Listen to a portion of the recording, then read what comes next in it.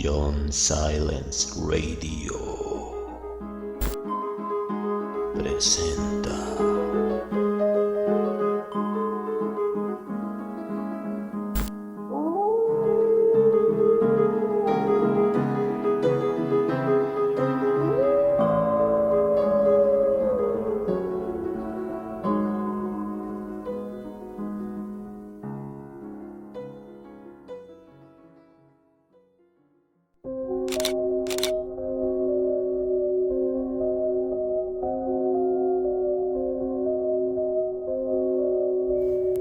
Hola, ¿cómo están amigos de John Silence Radio? Bienvenidos a un nuevo podcast. The National Broadcasting Company invites you to listen to the music of Glenn Miller and his orchestra.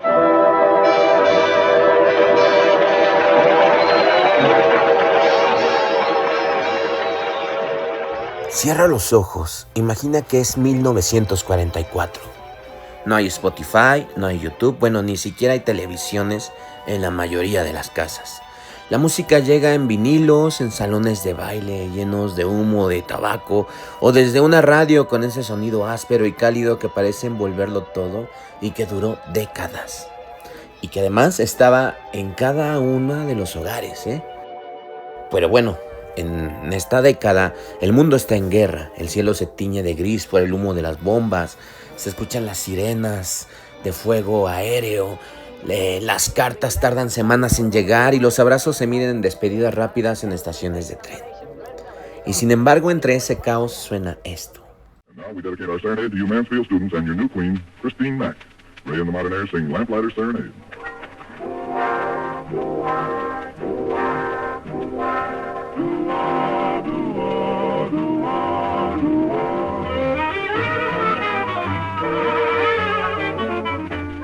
A moment after dark around the park, an old-fashioned chant comes parading. Dressed in funny clothes, but singing as he goes, the lamplighter serenade. The old boy loves to talk with couples on the wall, but when it's half after love time, he reaches for his sticks, and from his bag of tricks, he lights every star in the sky. Es Glenn Miller, amigos. Trombonista, director de orquesta y algo más que un músico. Era todo un símbolo, porque en 1944 no había nada más reconfortante para un soldado en Europa que escuchar esa clase de música. Era lo que ahora conocemos como las grandes bandas o swing. Un puente invisible que unía las trincheras como los hogares y que traía un pedazo de baile y sonrisa a las noches más largas y además pues terroríficas, ¿verdad? Porque uno no sabía si al otro día iba a seguir con vida.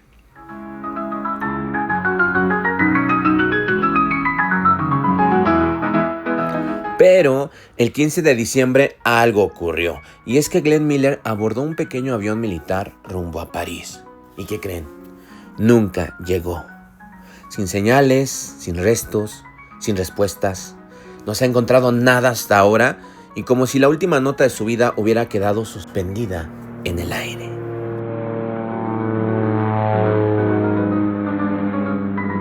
Hoy vamos a seguir esta nota perdida. Vamos a recorrer la historia de un hombre que cambió la música, la llevó al frente de batalla y se desvaneció en el cielo helado sobre el Canal de la Mancha. Bienvenidos a La última melodía de Glenn Miller.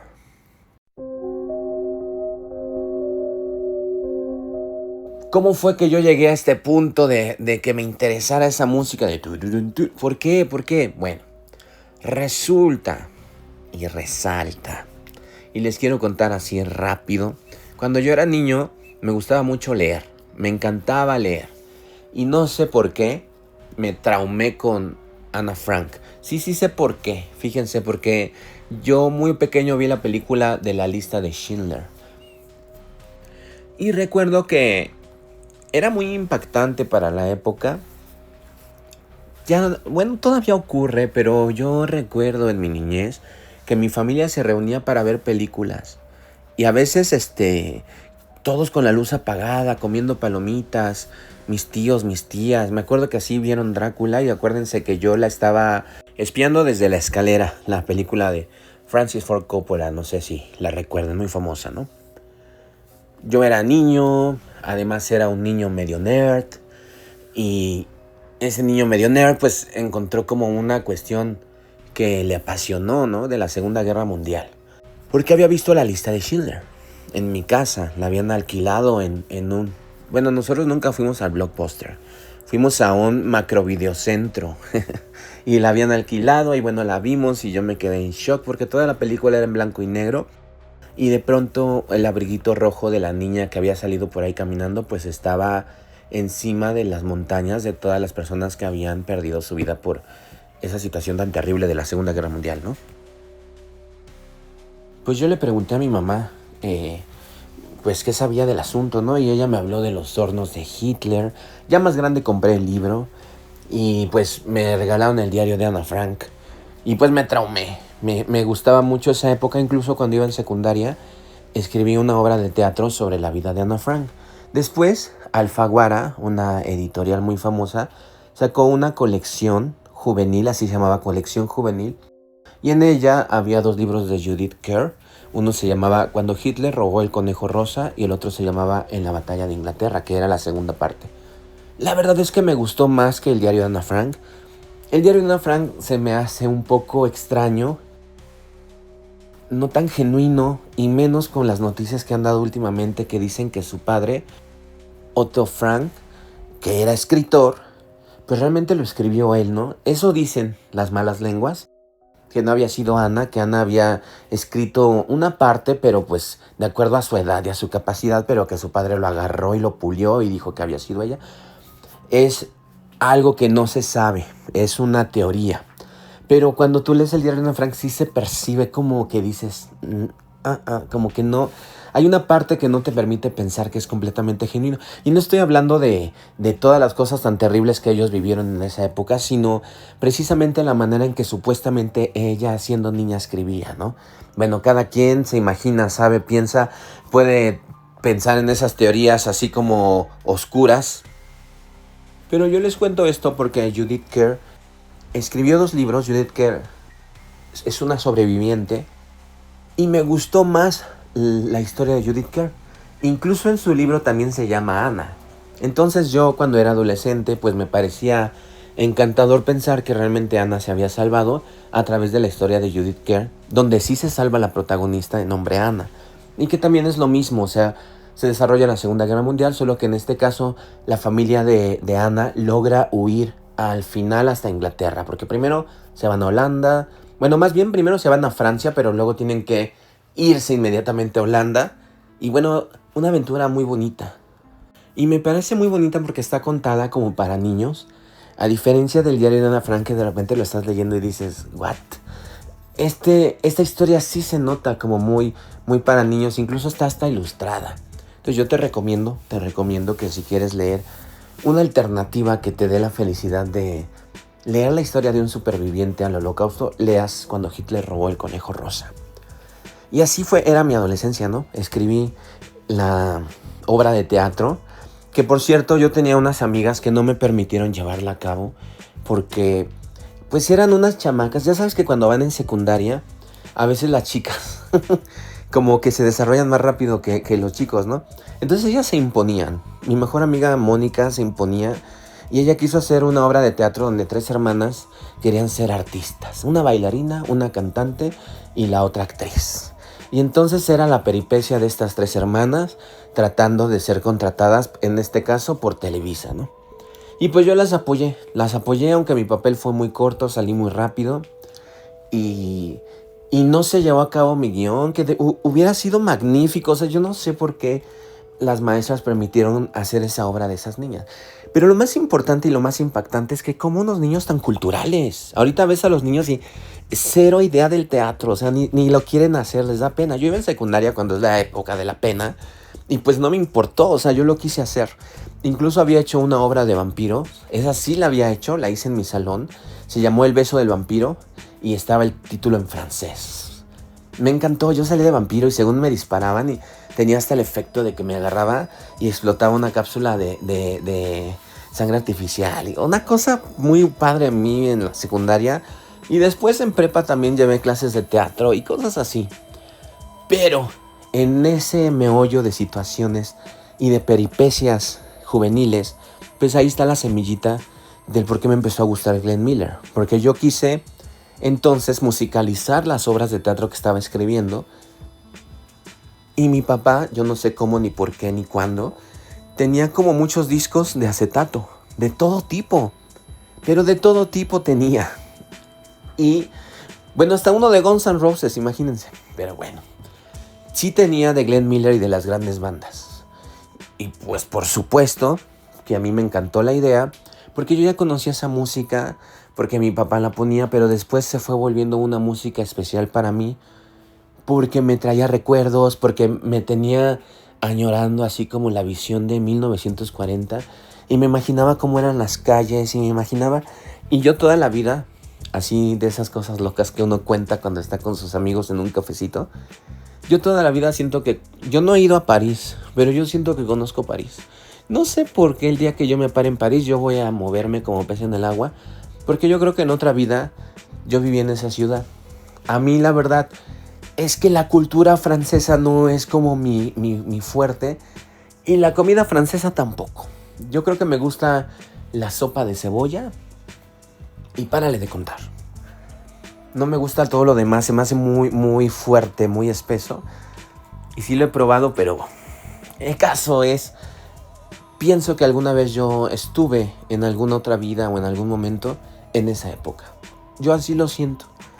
Y tal vez también es parte de la base de todo este amor por este tipo de música, por esa época. Después se volvió mucho de moda, salieron muchas películas y me dejó de gustar.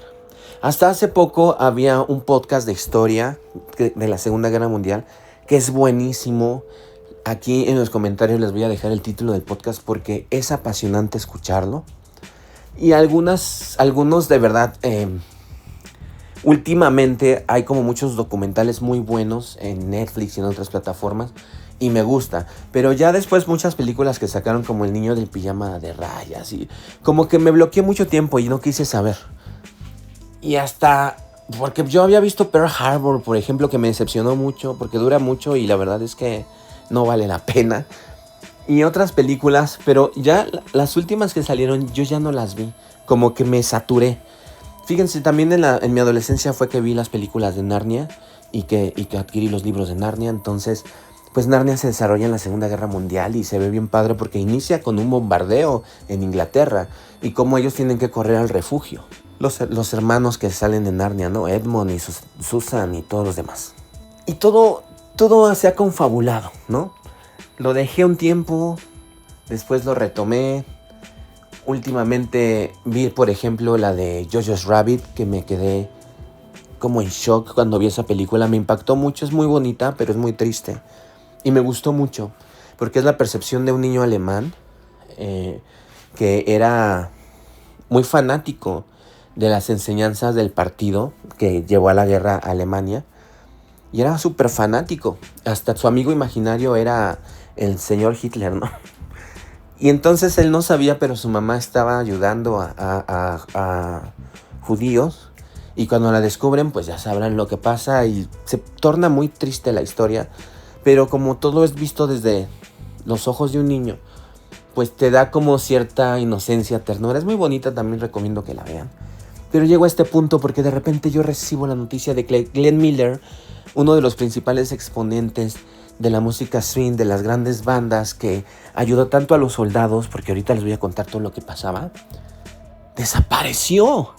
Y yo dije, oh my God, ¿cómo que desapareció? Pues resulta que se subió a un avión para llevar su música a Francia, precisamente a las tropas francesas, después de que ya estaba siendo la liberación, porque acuérdense que la Segunda Guerra Mundial oficialmente termina en 1945, pero pues tardó mucho tiempo en que los países iban siendo liberados, ¿no? Iba para Francia y se perdió en el mar. ¿Cómo que se perdió en el mar? Pues de eso vamos a hablar ahorita, pero vámonos a una pausa y regresamos.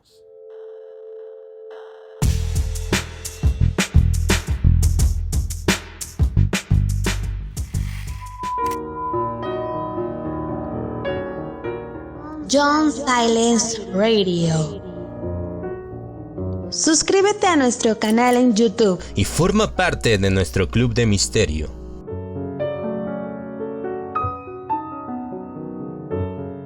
Disfruta de audiolibros completamente ambientados y de la magazine semanal con gran variedad de temas interesantes para ti. Desde Norteamérica a una altura de 2.240 metros sobre el nivel del mar. 2.240 metros sobre el nivel del mar. En el Valle de Anáhuac. En la ciudad de los Palacios.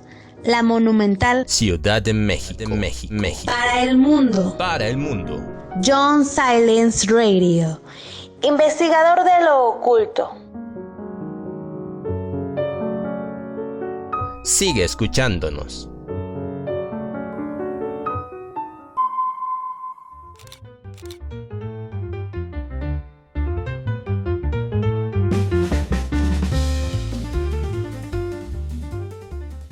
Espero que les estén gustando mis nuevos comerciales. Ya saben que a mí me gusta todo lo vintage, todo lo de antes. Desde los años 20 hasta ahorita, no tan antes como 1900, porque pienso que esa época era muy peligrosa. No había vacunas y no había cosas así. Pero ya después de las vacunas ya me gustan. Podría viajar en el tiempo precisamente a esas épocas cercanas, ¿eh? Algunas personas dicen, si tuviera una máquina del tiempo yo iría a ver a Jesus Christ. Yo creo que yo no iría a ver a Jesus Christ. Yo no iría a ver a Jesus. Yo iría a ver a un T-Rex. O iría a ver si extrañamente existió la Atlántida. O iría al imperio de Tenochtitlan, de los mexicas de aquí de México. O sin duda iría a cualquier año de los 20, 30, 40, 50, 60, 70 y 80. Sí, yo no me iría tan atrás, porque imagínense, me voy al Pleistoceno y ahí ¿qué hago? Me sale una bestia y adiós Nicanor. Sí me iría a ver al Jurásico me iría a ver a un dinosaurio, pero no me quedaría ahí. ¿Qué cosas se imagina uno? Siempre andas pensando como en lo magicoso que sería la máquina del tiempo. Pues sí, este programa es una máquina del tiempo. Y vamos a hablar de Glenn Miller. Glenn Alton Miller nació el 1 de marzo de 1904 en Clarinda, Iowa. Él no era como el típico niño de ciudad. Su infancia fue una mezcla de trabajos rurales, cambios de casa y tardes eternas viendo atardeceres sobre campos infinitos. Como en Estados Unidos, ¿no? Así, en los lugares donde es agreste, pues así mucha gente aún experimenta esos momentos, ¿no? Su familia, pues no era rica, pero tenía algo valioso, apoyo. Porque desde muy joven Glenn mostró interés por la música. Y entonces fue su primera pasión. Y pues su papá dijo, órale, te compro una mandolina. Y le regaló una mandolina barata. Pero pronto se dio cuenta que lo suyo no eran las cuerdas, sino los alientos. Y entonces, pues después se hizo de un trombón. Y cuentan que pasaba horas practicando hasta que sus labios quedaban entumecidos y sus dedos fríos. Tenía como mucha determinación que ya anunciaba que no sería cualquier músico. Y es que les digo, miren, yo soy un mariachi. Yo toco muchos instrumentos, pero no soy máster de ninguno. ¿Por qué? Pues porque de niño yo toqué en una iglesia y entonces teníamos que sacar las alabanzas a como diera lugar. Y ahora sí que entra la frase, a como Dios nos da a entender. Y entonces un día yo tocaba el violín, un día yo tocaba la flauta, un día yo tocaba la mandolina, un día tocaba el violonchelo, pero no soy experto en nada porque yo no estudié música. Y aún así, si ahorita me salen unos mariachis y me dicen, vamos a tocar el jarabe tapatío, saco mi violín y lo toco. Pues así funciona para algunos músicos, pero para otros no, porque inmediatamente se ve su talento de que se van a dedicar a eso más que un hobby o un pasatiempo, ¿no? Más que un hobbit. Y bueno, en la secundaria lideraba pequeños grupos de chicos que tocaban en bailes locales. Es como yo que en secundaria lideraba mis obras de teatro y ahora soy un teatrero, ¿no?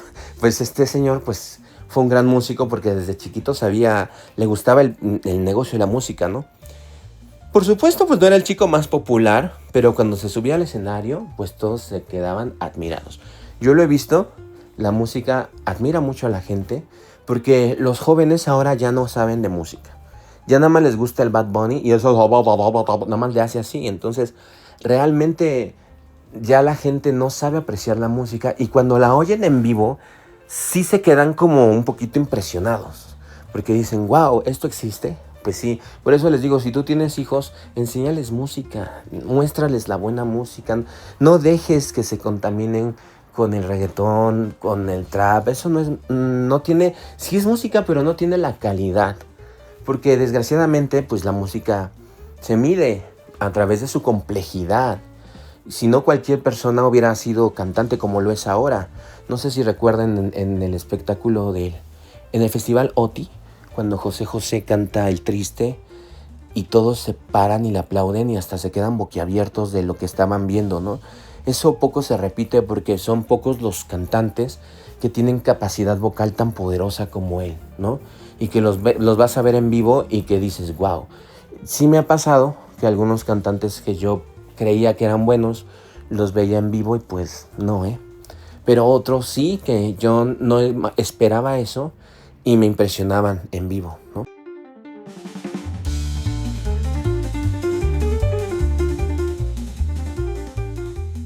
Y entonces Glenn Miller, pues fue creciendo, tocaba en bailes locales, después se graduó, pasaron los años, entró a la Universidad de Colorado, pero duró poco porque en su anuario escribió una frase que parecía un chiste adolescente, pero que sería profético. Voy a ser músico profesional, puso. Su carrera comenzó como trombonista de sesión para bandas ya establecidas. Tocó con Ben Pollack, con Ray Noble, pero lo suyo no era solo interpretar, porque Glenn quería un sonido propio. Y ese sonido llegaría en 1937, cuando fundó su propia orquesta. Y aquí fue cuando dio el golpe maestro. Un clarinete doblando la melodía sobre 3 saxofones tenores. Eso le dio un timbre suave, elegante y reconocible en segundos. Es que si ustedes escuchan esa música, además de que trae como una carga histórica, como melancólica, como de recuerdos, como del pasado, la escuchas, aunque tú no recuerdes nada, porque pues yo no viví en los años 40, pero me hace sentir esa como añoranza, o sea, no sé qué tiene esa música, que te hace como tener como un clic interior. Y aquí pienso que es como si la música flotara, sedosa, precisa, es casi cinematográfica, incluso muchas caricaturas, películas la usaron en ese tiempo. Bueno, 1 o 2 décadas después, por ejemplo, los Picapiedra, tenían esa música muy, muy metida en su soundtrack, ¿no? Entre 1939 y 1942, Glenn Miller colocó 70 sencillos en el top 10 de Billboard. Ningún otro artista ha logrado esta marca en tan poco tiempo. En los años 40, ir a un concierto de Glenn Miller era como hoy ir a ver a tu banda favorita en un festival gigantesco. No importaba si bailabas bien o no, su música te envolvía y te hacía sentir parte de algo más grande. Además, en aquella época la moda era elegante, los espacios eran distintos, la interacción era diferente, era de verdad algo muy distinto a nuestra actualidad que a mí me gustaría experimentar. Hace poco vi un capítulo de Daria, yo soy fanático de Daria y me la paso viendo Daria. Yo tengo una aplicación en mi televisión que se llama, de streaming, que se llama Pluto TV y es gratuita. Y a mí me dicen, es que tienes HBO, tienes Disney, ahí tengo otras. ¿Por qué ves Pluto TV? Porque pasan Daria. ¿Y por qué ves Diaria? Mi mamá me dice, ¿por qué ves Diaria todo el tiempo? No lo sé. Cuando yo era adolescente, que fue una época muy importante, muy bonita para mí, estaba de moda Daria y veía Diario Daria. Y como que ahora me reconforta mucho, hasta me sé los diálogos de todas las temporadas. Y en un capítulo de Daria hay un grupo de jóvenes que se dedican a recrear la moda de los años 50 y hacían como fiestas. Entonces esto pocas veces se ve aquí en México, pero supongo que en Estados Unidos sí debe de haber como algo más fuerte en relación a este grupo de personas que alquilan espacios para ir a hacer los bailes como en la época de antes. Suena muy interesante, me gustaría experimentar algo así, pero por mientras vámonos a unos cortos y regresamos.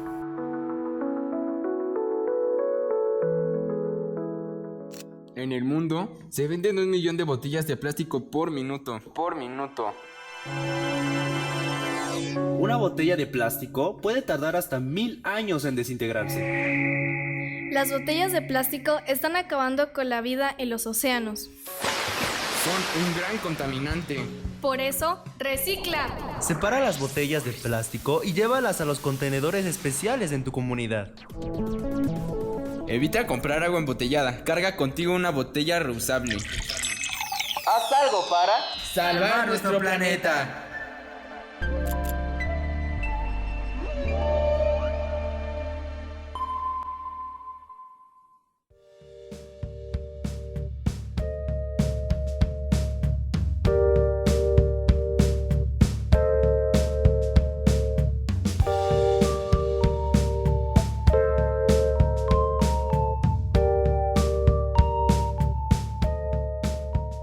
Estamos de regreso. Yo les quiero hablar de Glenn Miller porque fue un músico muy importante y desapareció en medio del océano mientras viajaba en un avión, como muchas personas les ha ocurrido, y estos sucesos son escalofriantes porque además marcan un parteaguas en la historia y siguen sin resolverse. No han encontrado nada de él, siendo una persona tan famosa, tan importante en esa época, y de pronto en un viaje desapareció. ¿Cómo? ¿Dónde está Glenn Miller? Bueno, vamos a hablar un poquito más de su historia para que conozcan. En 1942, cuando Glenn Miller estaba en la cima absoluta de su carrera, hizo algo que sorprendió a todos. Renunció a los contratos millonarios que tenía porque quiso alinearse con el ejército. Él no quiso ser un soldado. En realidad, no fue aceptado en la Marina debido a su edad y problemas de visión. Pero la Fuerza Aérea del Ejército lo recibió con los brazos abiertos. Y además le dio un reto: reorganizar la música militar. Porque sí, yo estaba viendo eso la otra vez, que si en algún momento te requiere la nación para irte a una guerra, pues te van a colocar de acuerdo a tus estudios. No todos van de soldados rasos, ¿no?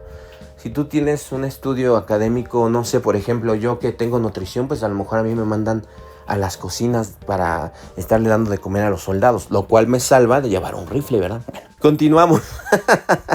Total de que Miller tomó este reto como si fuera un nuevo, pues un panorama distinto, una nueva aventura, y entonces comenzó a hacer cambios. Eliminó marchas anticuadas y rígidas, reemplazándolas por swing y ritmos modernos. El resultado fue explosivo. Los soldados no solo escuchaban, sino bailaban. Les traía alegría. Al final de la guerra, cuando todos pensaban, ¿quién sabe qué va a pasar? Todavía ni tiraban las bombas en Japón. Las bombas atómicas todavía no caían. Y todavía había, pues, muchas dudas. ¿Qué ocurría? Y él dijo, vamos a avivar la llama. Y entonces llevó esto hacia los soldados. Su Army Air Force Band no era una simple banda militar. Tenía un repertorio de más de 800 arreglos, hacía transmisiones de radio dirigidas a tropas en todo el mundo y realizaba giras por bases militares. ¿Se imaginan? No, pues yo sí también me meto al ejército. Glenn creía que la música podía ser un arma contra la desesperanza, y en cierto modo lo fue, porque un soldado en Inglaterra recordaría años después. Y esto es, a mí cuando lo escuché dije, ¡ay, qué padre!, ¿no? ¡Qué bonito! Escuchar a Glenn Miller era como recibir una carta de casa en forma de música. Y aquí hay otra cita de otro soldado. Son citas reales, ¿eh? Los americanos y sus aliados merecen escuchar música tan buena como la que escuchaban en casa, incluso en tiempos de guerra. En 1944, con París recién liberada, se autorizó que la banda se trasladara a Francia. Allí, Miller planeaba ofrecer conciertos, grabar programas para la radio y mantener alto el espíritu de las tropas en el invierno más duro de la guerra. Ese plan lo llevó a subirse a un pequeño avión en el que nunca se volvió a ver. El vuelo hacia el misterio. Pues sí, aquí viene la parte escalofriante de la historia. ¿Cómo es posible que una historia tan fascinante como la de este músico se entreteja con algo tan oscuro como las desapariciones de aviones en el océano, ¿no? 15 de diciembre de 1944, Bedford, Inglaterra. El día amaneció cubierto de niebla espesa. El frío calaba hasta los huesos. En el aeródromo de Thringwood Farm, 3 hombres se preparaban para despegar. Glenn Miller, John Morgan, el piloto, y el teniente Norman Basil. Su destino, París. El avión, un Norseman UC-64 monomotor ligero diseñado para transporte rápido, pero sin sistemas modernos de navegación ni protección contra el hielo. La niebla era tan densa que muchos vuelos fueron cancelados, pero Miller y sus compañeros decidieron partir. El despegue fue a la 1:55 de la tarde. Se estimaba un vuelo de unos 90 minutos, pero nunca llegaron. No hubo mensaje de socorro, amigos. No hubo rastro de emergencia. Solo silencio. En los días y años siguientes, las explicaciones intentaron llenar el vacío. La versión oficial apunta a una causa probable, la formación de hielo en las alas. El Norseman no estaba equipado con sistemas de deshielo. Con temperaturas bajo cero y niebla, el hielo habría aumentado el peso y reducido la sustentación, hasta que el avión perdió el control y cayó al Canal de la Mancha. Pues miren cómo funciona esto. El hielo en las alas altera el flujo de aire y puede hacer que un avión se precipite sin previo aviso. Casos similares han ocurrido décadas después, como el Air Florida en 1982 y el American Eagle en 1994. Un enemigo invisible que a menudo no da segundas oportunidades. Pero hay otras teorías, porque eso no fue todo. Miren, también se piensa que hubo un bombardeo aliado accidental, porque según el testimonio del navegante Fred Shaw, dice así, volvíamos de una misión fallida a Alemania. Para aligerar peso, descargamos bombas inactivas sobre el canal.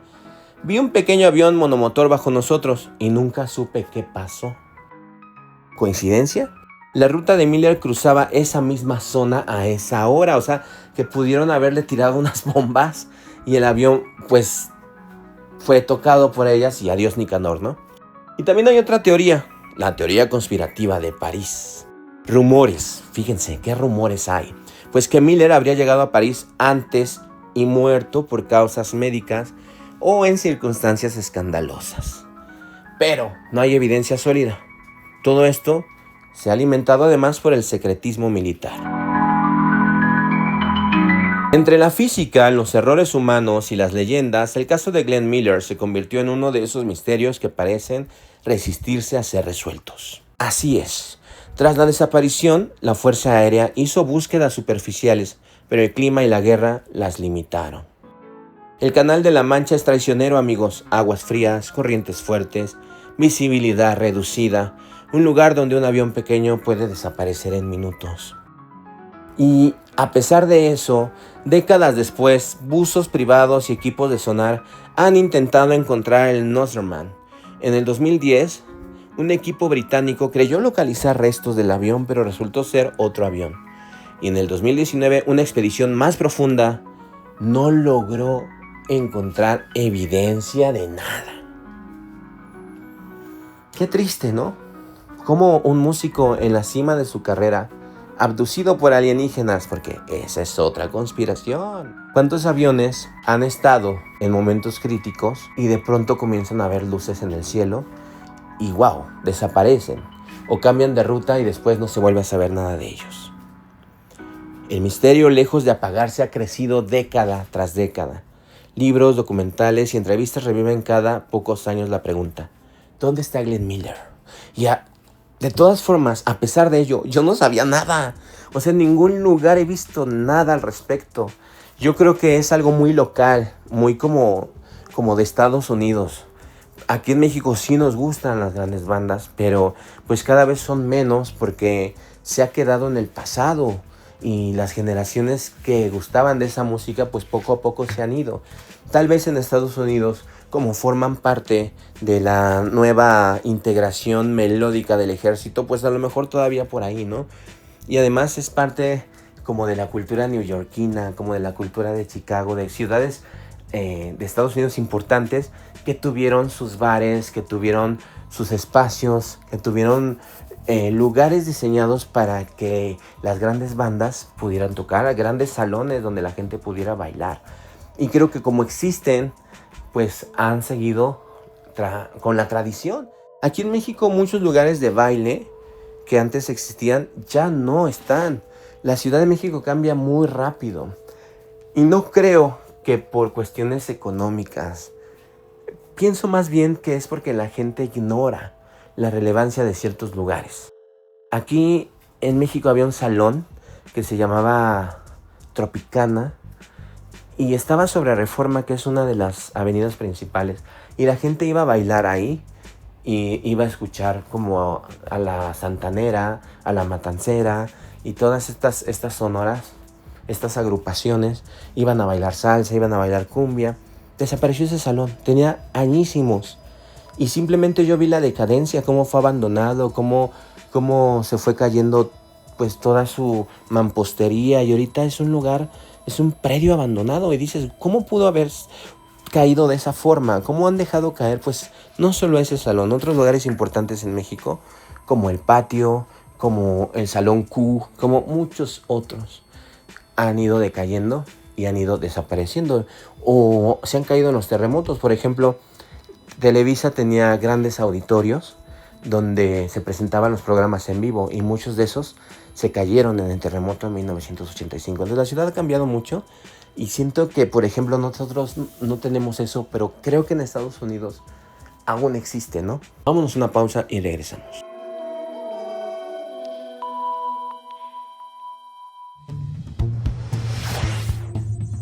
Contribuye para la preservación de nuestro planeta. Cuida la energía eléctrica.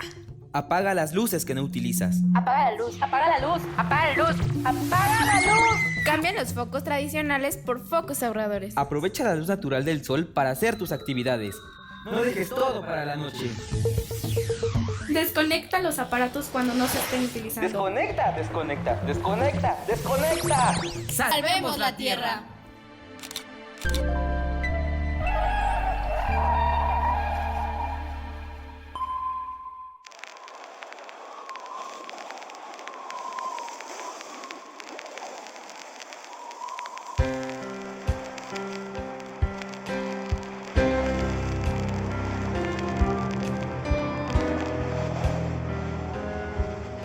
En 1954, James Stewart interpretó a Glenn Miller en la película The Glenn Miller Story, que ganó un Oscar y mantuvo vivo el mito. Cada año su ciudad natal, Clarinda, celebra un festival en su honor. Bandas de todo el mundo viajan para tocar sus arreglos, demostrando que su música sigue vigente. Y en la cultura pop, Glenn Miller es sinónimo de elegancia y swing.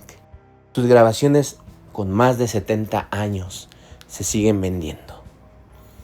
Y como yo les comentaba, para mí la música de Glenn Miller es mágica, es atemporal. No solo porque sea buena, sino porque fue refugio en tiempos de guerra.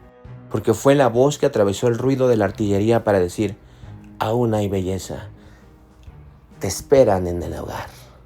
Qué bonito, ¿no? Oh, qué triste. Y así fue, Glenn Miller desapareció el 15 de diciembre de 1944. Oficialmente sigue catalogado como desaparecido en acto de servicio de acuerdo al ejército de Estados Unidos. Puede que la verdad esté bajo las aguas frías del Canal de la Mancha. Puede que esté en algún archivo militar que nunca se abrirá. O puede que simplemente ya no importe. Y tal vez, ni siquiera está en este planeta, ¿verdad? Es como la teoría más loca, pero es posible. Es posible que haya llevado su música a otro lugar, así como en Guardianes de la Galaxia, ¿no? Porque mientras su música siga sonando, Glenn Miller no va a desaparecer nunca. Yo soy John Silence, gracias por estar aquí. Me da mucho gusto que podamos platicar, que me permitas entrar a tu hogar. Yo tratando a través de estos podcasts de mantener vivo ese momento especial con la radio, que a pesar de que nosotros no somos una radio en el estricto sentido de la palabra, el canal se llama John Silence Radio. ¿Por qué? Porque lo que más me ha motivado precisamente es poder interactuar a ustedes de esta manera. Como yo desde niño, yo crecí escuchando la radio. La XCW, la estación que en ese momento era de las más importantes de México. Cuando fui joven empecé a escuchar Radio Variedades, Estéreo 97.7. Hay otras más modernas, que ustedes piensan que tienen añísimos, pero que en realidad no, son modernas, como Alpha Radio es moderna. En realidad, la música que viene de cuando yo era niño, por ejemplo, es la estación de Universal Stereo. Y en ese entonces, el cuadrante de Universal Stereo era 92.1. Luego pasó a ser 88.7, pero eso ya es más reciente. Les digo que la radio se ha transformado mucho. Yo todavía en mi adolescencia escuchaba programas de radio de todo tipo. Por ejemplo, escuchaba radiocuentos, algo que me motivó mucho. Los radiocuentos de Radio Universidad. Escuchaba también programas de opinión, programas de expertos, como el programa de Desnudo Total, que era emitido en la XW precisamente, pero ya a las 10 de la noche, por los temas controversiales que trataba, que fue un programa pionero en llevar a cabo el respeto a todo tipo de personas, ¿no? Y quien era la locutora de ese programa era Anabel Ochoa, una española que viajó por todo el mundo y que decidió quedarse a vivir en México, una sexóloga, ¿no? Pues el programa trataba de eso, entonces por eso era como muy controversial. Y luego a Anabel la entrevistaban en la tele y pues como ella hablaba muy claro todo. Aquí en México había muchos tabús y ella ayudó mucho a través de la radio a que la gente tuviera una mayor apertura en su cabeza sobre muchos temas. Desgraciadamente Anabel Ochoa falleció de un derrame cerebral hace ya muchos años, pero yo recuerdo haberla visto. Yo tengo un libro autografiado por ella, porque yo llamé a la radio y me gané un libro autografiado, fui a la XW, me lo entregaron y después yo estando en Coyoacán, la llegué a ver un par de ocasiones. En uno de esos como cantinas que hay en Coyoacán. Yo iba caminando y en esas mesitas que ponen afuera, así como con sombrillitas, ella estaba tomando una cerveza. No me acerqué, pues no quería faltar como al respeto ese momento tan importante que ella tenía como con sus amigos, ¿no? Pero sentí bonito verla, porque pues fue tan importante para mí. Y pues sí fue un golpe muy duro saber que ella pues había perdido su vida, ¿no? Pero a pesar de eso, la radio sigue viva y yo contribuyo también para que ustedes tengan esta experiencia en casa, como si yo fuese un locutor. Además trayendo pues todos estos anuncios que tengo así como si fuesen como antiguos, como diferentes. Y eso es lo que es la esencia de este programa, ¿no? Lo vintage, lo especial, lo paranormal, los misterios, la información, la cultura, las artes, la belleza, la vida, el cine, la fotografía, los museos, los viajes, bueno, todo lo que nos hace ser lo que somos. Gracias por estar aquí y especialmente a todos los que siempre me siguen y siempre me escriben, como mi amigo Vladi, como mi amiga Telma, como mi amigo Carlos, como también todos mis amigos que en todos lugares nos escuchan, mi amigo Rafa y todos. Siempre se me van, pero ahí están presentes para mí. Y somos fieles porque John Silence Radio ya casi cumple 10 años. Ya casi vamos a cumplir 10 años. Lo que empezó como un proyecto así de tiempo libre, pues ahora es algo muy bonito porque semanalmente estamos trayendo material. Pueden ver ustedes en este canal nuestros reportajes sobre la Ciudad de México, los lugares que visitamos. Pueden ver también, escuchar los audiolibros, ver que estamos rescatando también un clásico de las revistas de México que es Tradiciones y Leyendas de la Colonia, museos y pues que es tu revista de misterio, ¿verdad? El magazine de misterio de John Silence Radio. Un gran abrazo y recuerda, comenta, danos like y suscríbete. Cambio y fuera.